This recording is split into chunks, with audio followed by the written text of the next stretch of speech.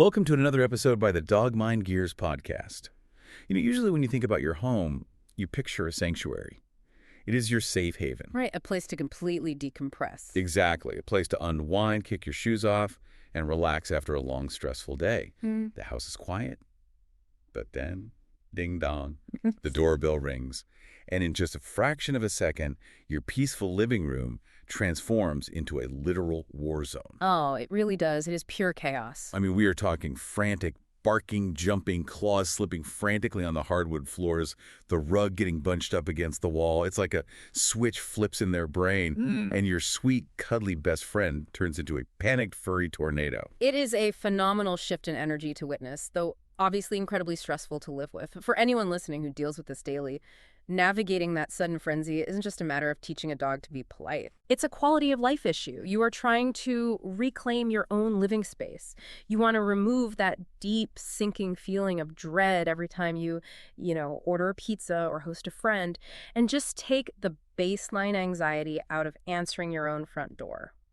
Today's deep dive is taking us straight into the heart of this everyday battle.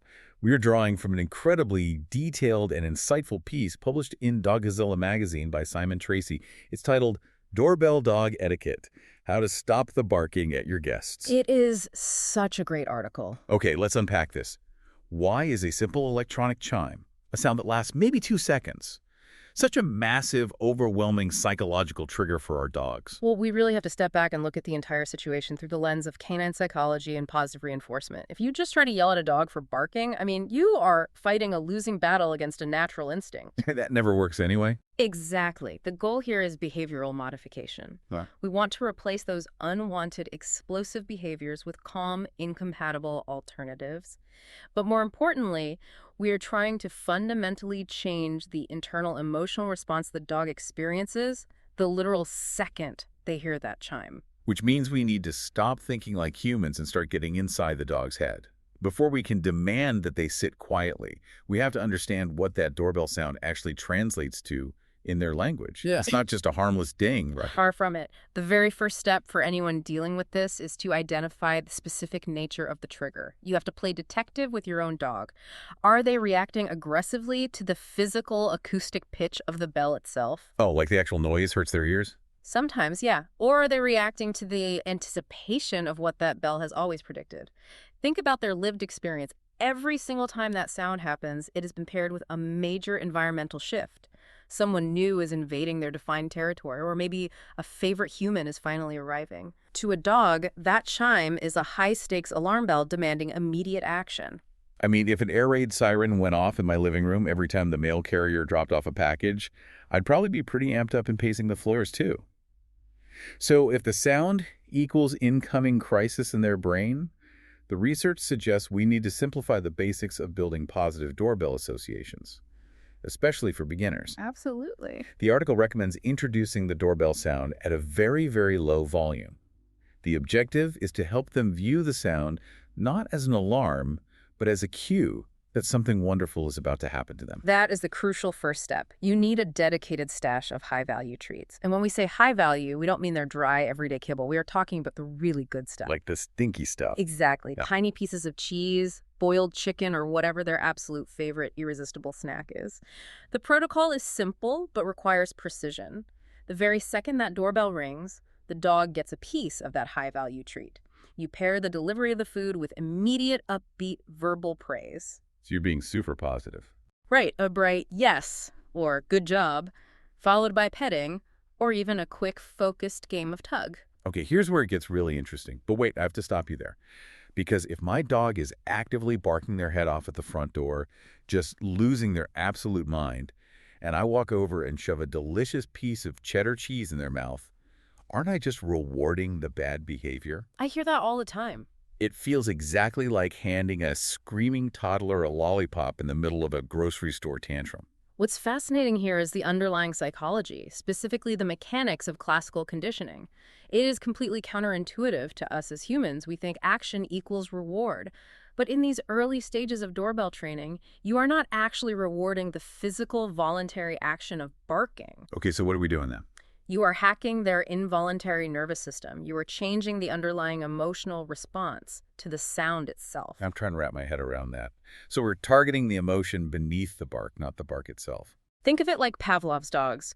Pavlov didn't reward the dogs for salivating, right? The dogs just started salivating because they associated the bell with dinner. Right now, your dog's brain hears the doorbell and dumps a cocktail of adrenaline and cortisol into their system. Oh, wow. So it's a physiological response. Totally. Ah, They feel panic or intense arousal, and the barking is just the symptom of that internal chemical dump. When you consistently give them a piece of chicken the exact millisecond the bell rings, you are actively rewiring their brain chemistry. so the bell means chicken, not intruder. Precisely. You are changing the association so that the doorbell triggers positive, calm, happy feelings rather than anxiety or fear. Once their internal emotional state shifts from intruder alert to, oh, I hear a chime, it's chicken time, the urge to bark naturally vanishes. You cure the disease, the anxiety, and the symptom. The barking simply fades away. That is a massive perspective shift. We aren't bribing them to stop barking. We are changing how they feel, so they don't even want to bark in the first place. Yeah. So assuming we put in the reps and shift that underlying emotion, they still need to know what they're supposed to do with their body when visitors arrive. Right, they need a job. Exactly. Yeah. The source material outlines a really clear three-step training process for managing this initial doorbell excitement and building up to polite greetings. Right. And step one is to identify and redirect the excitement, right? Yeah, breaking down that three-step process is what takes you from a dog that just sits there waiting for chicken to a dog that actually exhibits polite household manners. Even if they are expecting a treat, their momentum is going to pull them toward that front door. You have to step in and immediately interrupt that forward motion. You redirect their attention back to you. And the research shares 3 fast, highly effective ways to distract an overexcited dog immediately in this scenario. First, you can intercept them with a positional cue like sit or place before they reach the entryway. That's a great one. Second, if they've already blown past you and are running down the hallway, you can use a highly reinforced come or recall command to call them completely away from the door. That physically breaks their visual focus on the guest. Which is huge for breaking that fixation.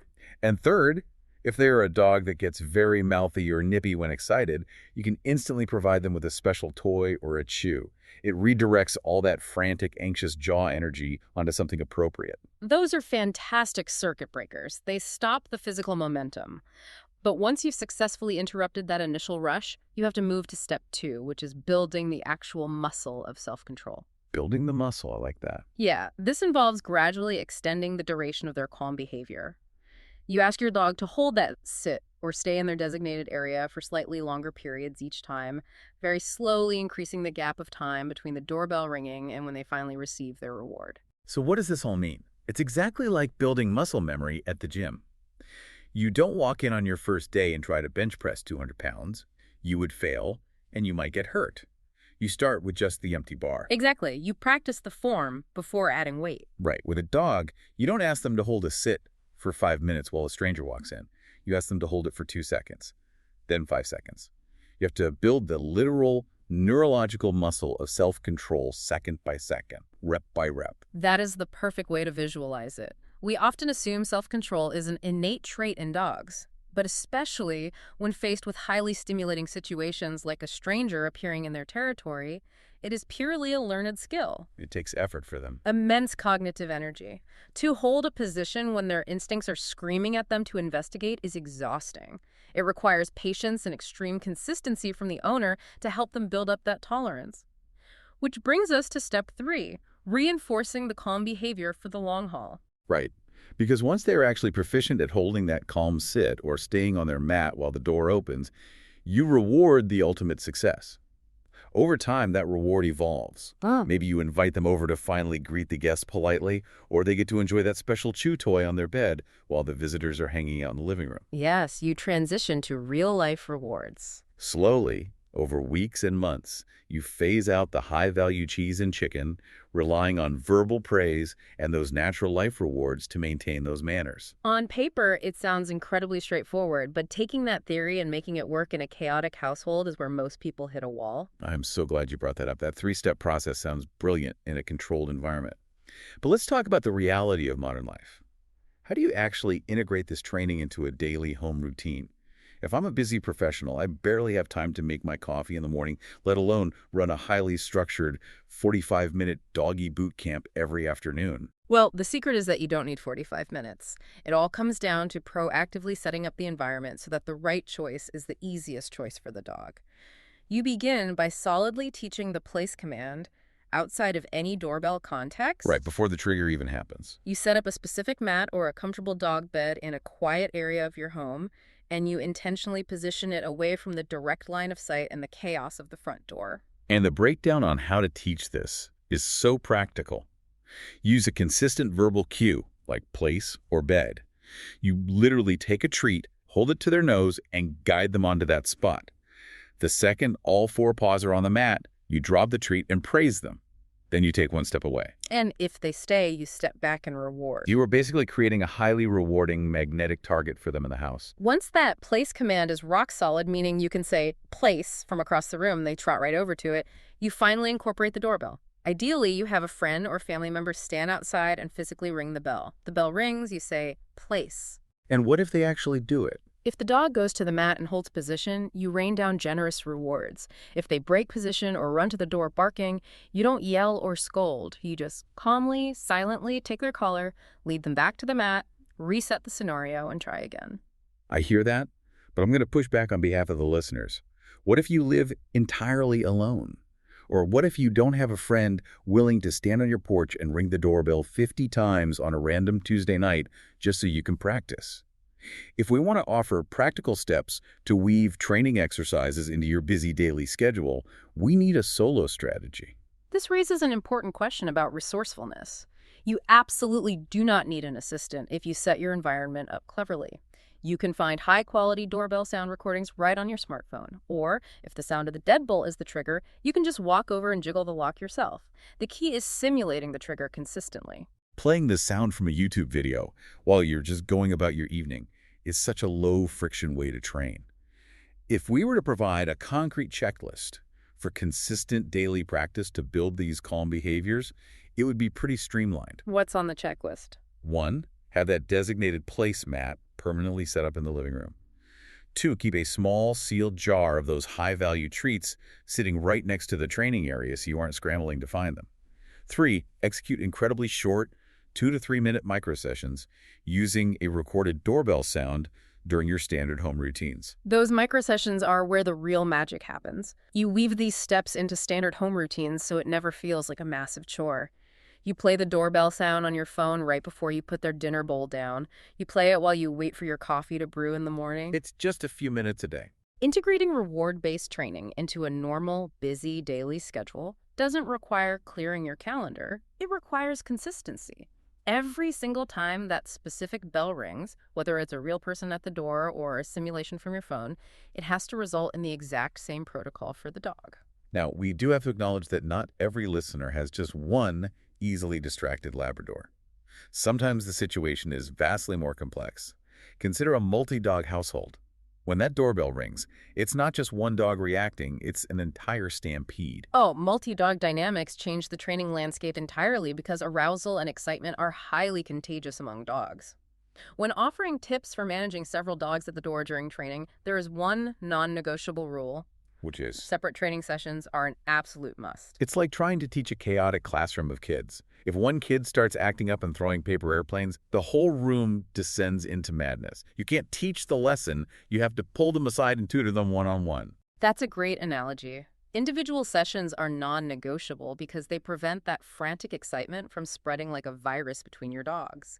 If one dog barks at the door, the second dog often starts barking purely in response to their packmate's energy.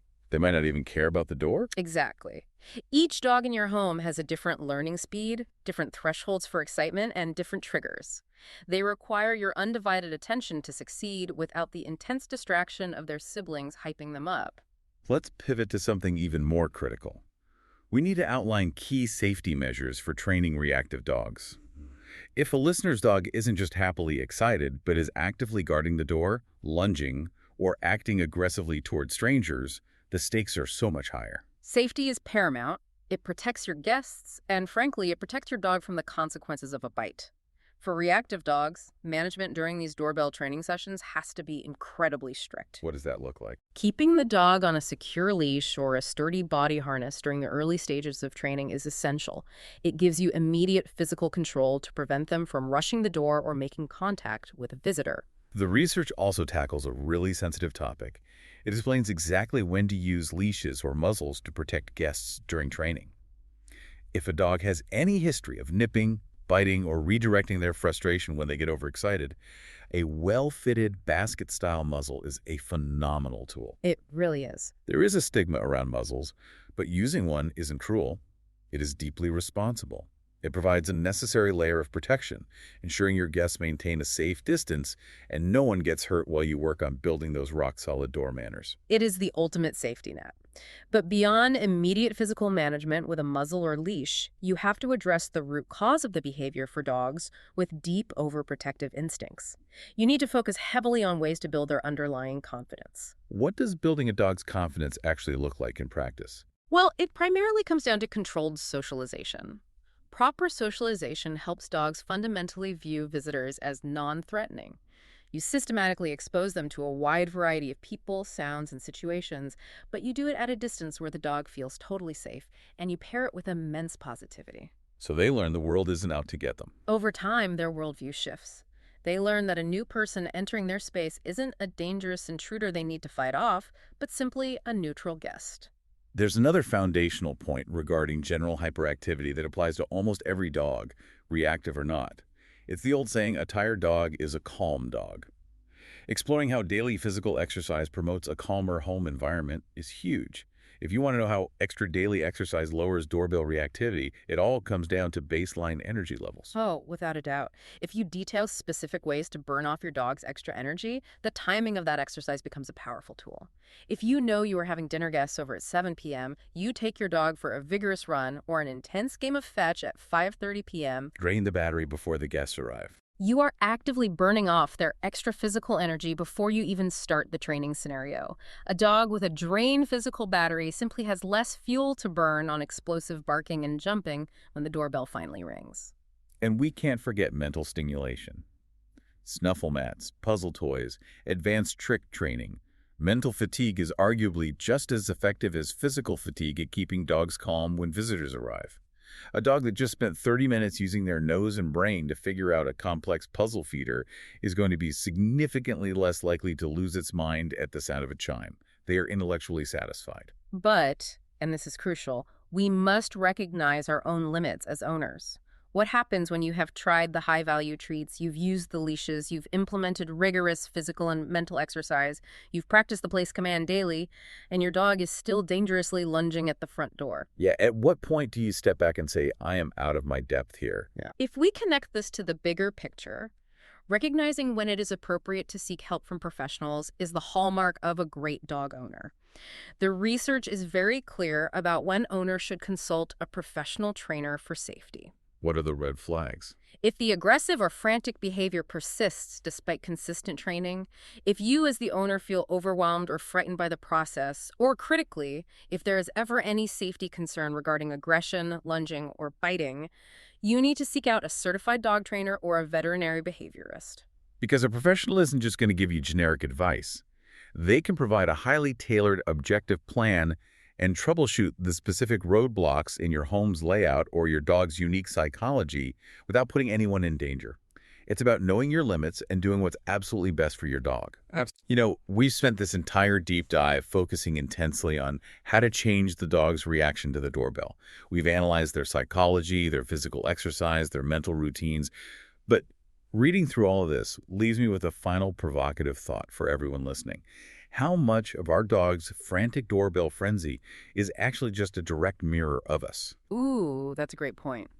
Think about the human reaction. The doorbell rings, we gasp, we shout, I'll get it. Oh. We scramble off the couch, we rush frantically down the hallway. Maybe we're stressed about the house being messy. From the dog's perspective, the humans are panicking, so this must be an emergency. Perhaps the very first step in all of this training is actually training ourselves to just stop, take a deep, calm breath, and walk slowly to the door. A calm, grounded owner is the absolute foundation of a calm dog. If you escalate your own energy, they will match it and double it. It's a powerful realization that true etiquette often starts at the other end of the leash. For more information, visit the original article we were talking about by Dogzilla magazine. Jump at dogzilla.com to read much more in-depth info. And if you have any questions, you can contact them with questions. Only mention that you were sent by the Doggy Delight from the Dog Mind Gears podcast.